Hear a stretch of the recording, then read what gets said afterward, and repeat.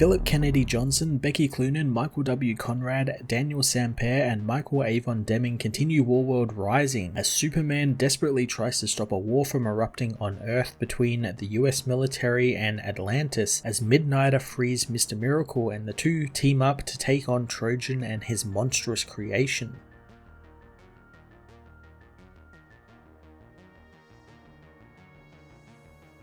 Philip Kennedy Johnson begins sowing the seeds for Superman and the Authority here as the Man of Steel finds himself in a tough situation, one that the Justice League aren't fully equipped to deal with presently. I enjoyed Johnson creating some drama between the League in a pretty natural way, with Superman getting almost desperate to try and stop Warworld and their slavery, and it makes sense since these people are his people, beings he's gone his whole life without, so I can understand him wanting to rescue them and make sure they're safe. Thao La's character also gets explored here, and that was quite fantastic, and I really hope we get to see more of her upbringing and history, especially since in the recent annual she was a happy, hopeful little girl. So getting to see everything go from that into the tough warrior that she turns into here would be really great. Becky Cloonan and Michael W. Conrad continue their weird and wonderful Midnighter storyline, finally teaming him with Mr. Miracle for a really fun yet brief buddy cop type portion of the story. I really enjoyed the banter these two characters had, and it's a combo I never really thought of, but it works so well, and the dark comedy that comes from Midnighter brutalizing people with a hammer as Shiloh watches on was just wonderful. Daniel Sampere and Michael Avon Deming continue providing these storylines with some utterly brilliant artwork. Daniel has this really great grand spectacle for Superman, and it's all shown here with some great pages depicting the Superman family and just the scale of the problems that the Man of Steel has to deal with, while Michael continues his great 60s spy inspired Midnighter artwork with some really grotesque creature designs. Action Comics issue 1033 continued the huge Warworld Rising storyline, wonderfully sowing the seeds for Grant Morrison's Superman and the Authority series and the future of Superman, while delivering an interesting current dilemma for the Man of Steel to deal with. I'm going to give this issue a 10 out of 10.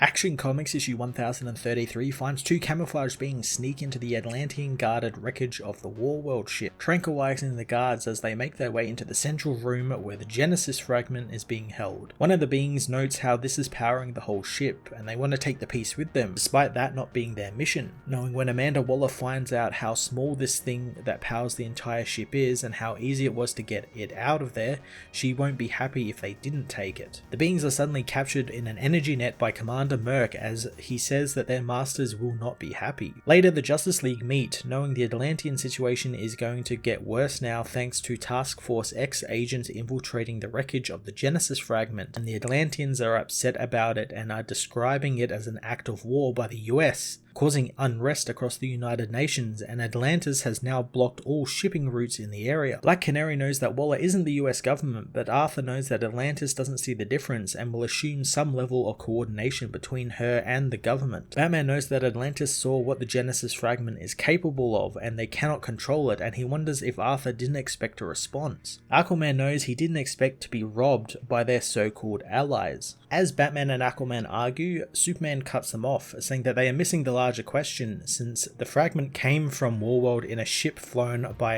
an escaped slave, and Warworld should be the situation they are addressing. Hippolyta knows if Warworld is a world of slaves, then this is why the League exists. Batman knows that they cannot leave Earth right now since Atlantis is the threat now, and Warworld didn't bring the Genesis fragment as part of a super weapon or anything. They lost it, and had they known what they had, they would be weaponizing it. Arthur says that the fragment is under control and they won't give it up under threats of violence. Batman knows then it's an arms race as Superman demands they all stop since he wasn't done talking. The League falls silent as Superman says that he didn't come to settle an international dispute or decide an allocation of someone else's resources. He came because of the 3 runaway slaves in his home. Their bones are broken and their lungs are ruined thanks to what they have endured. He knows that they risked their lives to find them, and he knows that they are trying to avoid a war, and he knows that they are afraid and knows the threat the Genesis fragment poses to Earth. But he is asking them to look past that and ask themselves how many more slaves are up there bleeding bleeding and starving, praying for someone to save them. Clark knows that he and his family won't let lives be lost over a piece of rock, and they will fix this, and when it's over, he is going to liberate Warworld, and he wants the Justice League to join him. Meanwhile in the fortress, Thal-La trains against some dummies, wondering when her friends are going to awaken. Lois knows that they are doing everything they can to help them, but they are very sick. John says that she killed their medical droids, so Thal-La asks if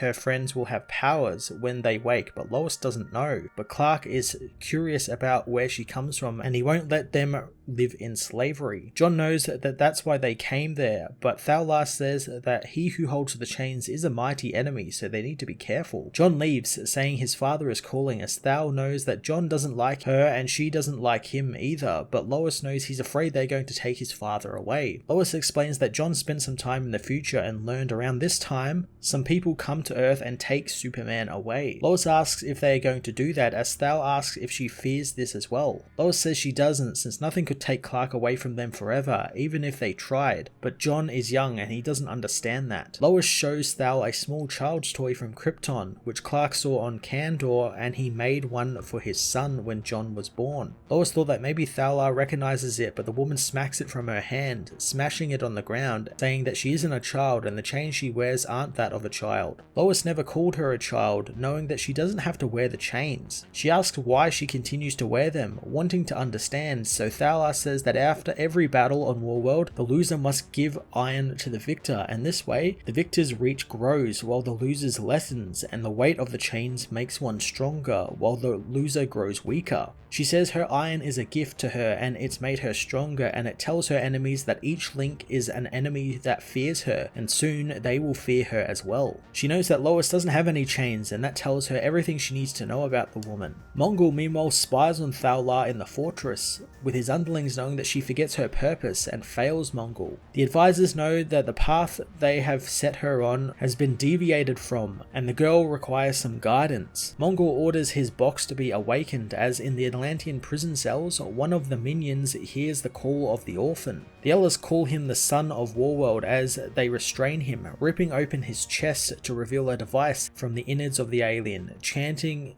"He who holds the chains." Above the prison cells, multiple cargo ships await for the Atlantean blockade to drop, as the military demand Atlantis cease all hostilities or they will be fired upon. Merc welcomes the attack, as a voice demands everyone stop, and anyone who fires on anyone else will answer to the Superman family. Superman says that the agents who invaded Atlantean waters had nothing to do with anyone there, and they were Amanda Waller's doing. Mer wants those responsible delivered to him immediately, as the military says that the shipping routes are vital and they will have no choice but to fire if this isn't ended, but Superman refuses to accept that, since there has to be another solution. Merc says that if a single ship enters their waters, he will send it to the bottom of the ocean. Thal-La meanwhile picks up the Kryptonian toy, telling her unconscious friends that everything is so strange on Earth and Superman isn't like how she imagined. He is so powerful, but he hardly looks like a warrior, and he doesn't act like one at all, and when he speaks, everything becomes quieter. Thal knows that Lois gave her a gift and she didn't mean to break it, she was just confused at the time, wishing her friends were there since she can't do this alone, but she knows what will happen if she doesn't. A portal opens up behind her, as suddenly she is attacked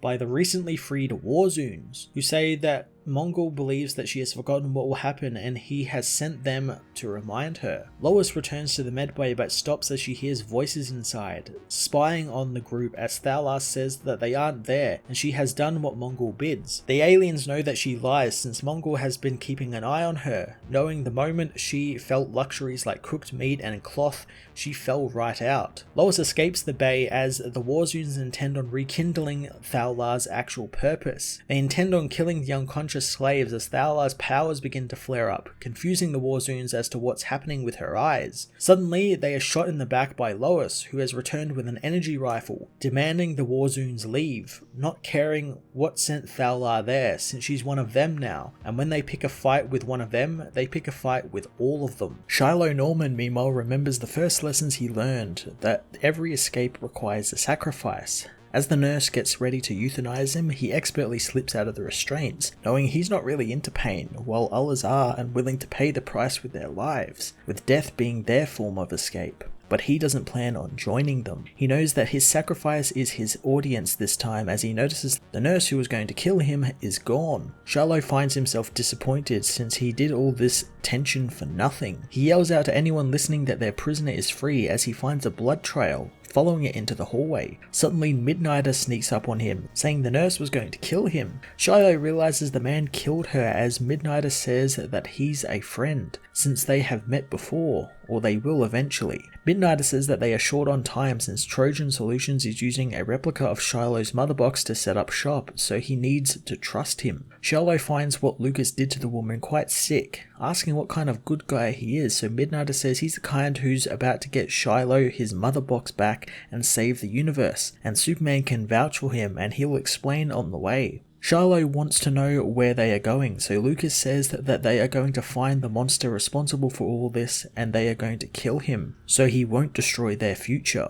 The future Trojan tells Lucas in his head he's making a bad choice and he'll soon learn that he's the only one he can count on. Trojan meanwhile is alerted to Midnighter returning and freeing Mr. Miracle, seeing footage of the two heroes beating their way through his men. Trojan finds this unacceptable, angered at his lead scientist who tries to explain it away, but the man tells him to shut up, getting enraged and saying that this is just a base response. He tells the scientist that he has spent years purging himself of such vile weaknesses, and just now, Midnighter nearly made him succumb to his primitive humanity. He knows that this transgression will not go unanswered, as Shiloh asks Midnighter if he's from the future, what should he invest in, but Lucas says he wasn't paying attention to stock markets, but he could give him a list of people worth punching. Shiloh realizes that he found him based on notes Midnighter left his younger self, which Lucas confirms, since he's been doing this for a while, since he's trapped in a paradoxical loop, and he's trying to fix that. Shiloh knows to fix it, he's gonna use a hammer, noticing the hero is using such a tool, saying that it's used for hitting people and hitting people only. Shiloh asks if violence is really necessary, but Midnighter finds that interesting, knowing it's not necessary, it's just a stylistic choice of his. The heroes continue to fight Trojan's men as future Trojan thinks that they really are a couple of buddies now. Midnighter throws his hammer at one of the cyborg men, killing them, as Shiloh thanks Midnighter for saving him with the hammer, knowing that he was right and the hammer is pretty cool. He wonders if he left himself any notes on what happens next, but Midnighter knows that it's not gone according to plan. Future Trojan hopes that he's not getting too attached to this sideshow that is Mr. Miracle, as Trojan unleashes his monstrous creations, telling his acolytes to go forth and bring ruin to the heroes and rise up and bring death to the ranks of the enemy, wanting them to showcase the true power of Trojan Solutions.